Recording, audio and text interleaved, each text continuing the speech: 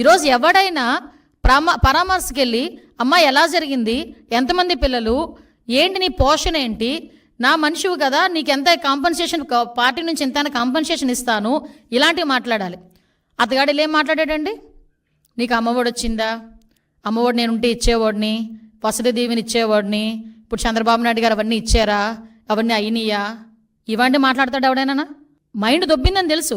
మరీ ఇంతలాగా జగన్మోహన్ రెడ్డికి పరామర్శ అంటే నేను ఎందుకు క్లియర్గా ఎక్స్ప్లెయిన్ చేస్తున్నానంటే, అతను పొలిటికల్గా ఒక ప్లాట్ఫామ్ గురించి ఎత్తుక్కుంటున్నాడు. వినుకొండ అనే ఇష్యూని క్రియేట్ చేసుకున్నాడు.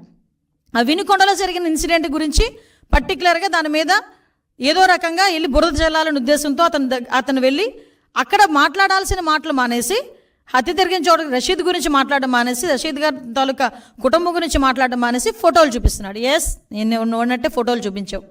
ఫోటోలు చూపించినప్పుడు ఏం చెప్పావు? ఎమ్మెల్యే గారి భార్యకి కేక్ తినిపించావు. 10 సార్లు నొక్కి నొక్కి నొక్కి నొక్కి చెప్పావు. మా వాళ్ళు సోషల్ మీడియాలో వేస్తున్నారు, భారతి గారితో ఫోటో ఉంది అతనికి సెల్ఫీ. మరి ఎమ్మెల్యే గారి తాలూకా ఒక్క జిలానీనే హత్య చేశాడు, జిలానీనే అరెస్ట్ చేశారు, మిగతా వాళ్ళందరినీ ఎందుకు అరెస్ట్ చేయలేదు, ఇతనితో ఇంతమంది ఫోటోల్లో ఉన్నారు అని నువ్వు అన్నప్పుడు భారతి గారిని కూడా అరెస్ట్ చేయాలా? నిన్ను కూడా అరెస్ట్ చేయాలి. ఎందుకంటే నీతో కూడా సెల్ఫీ ఉంది, నేను చూపించమంటే చూపిస్తా. భారతి గారితో సెల్ఫీ ఉంది. ఎందుకంటే ఇంతకుముందు మీ పార్టీలో చాలా యాక్టివ్ పార్టిసిపెంట్ కదా. వాళ్ళ మధ్యలో ఉన్న వర్గ విభేదాలతో ఒకరినొకరు అక్కడ చంపుకోవడం అనేది తప్పు.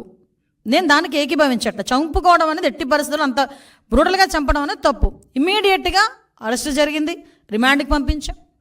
ఎక్కడ కూడా ఎటువంటి ఇబ్బంది కలగకుండా చూసుకున్నాం. నువ్వు వెళ్ళి రెచ్చగొడుతున్నావు మళ్ళీ అక్కడికి వెళ్ళి.